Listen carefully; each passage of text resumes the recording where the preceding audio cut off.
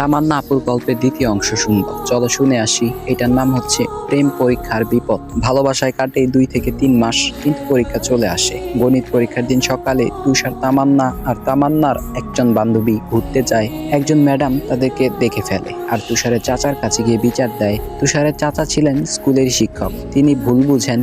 তিনি ভেবেছিলেন তামান্নার সে বান্ধবীর সাথে হয়তো তুষারের প্রেম চলছে, তাই তিনি সেই বান্ধবীকে অফিস রুমে ডেকে জিজ্ঞাসা করেন, কিন্তু সে না করে দেয়। এরপর চাচা সবাইকে জিজ্ঞেস করলেও কেউ সত্যি কিছু বলেনি। তুষারের চাচা তখন তার বাবাকে সব বলে দেয়। সে সিদ্ধান্ত নেয় তুষারকে গ্রামে পাঠাবে, কিন্তু তুষার কোনোভাবে থেকে যায়।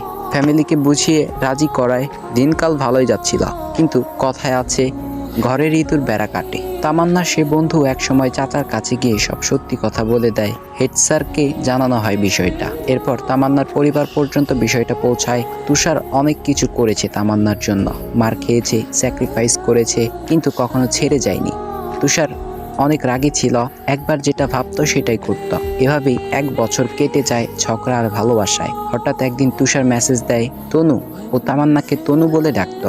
আমার ফোন নষ্ট হয়ে গেছে, তোমাকে মেসেজ দিতে পারবো না, মাঝে মাঝে আব্বুর ফোন দিয়ে দিব। ফোন ঠিক করতে 7,000 টাকা লাগবে বলে জানায়। এরপর আর আগের মতো কথা হতো না। 3 থেকে 5 দিন মেসেজ না পেয়ে তামান্না পাগল হয়ে যায়। তুষারের আব্বুকে মেসেজ দেয়। পরে এক দুঃসম্পর্কের ভাবি ফোন দিয়ে বলে তুষারের আব্বু তো ওকে মারছে।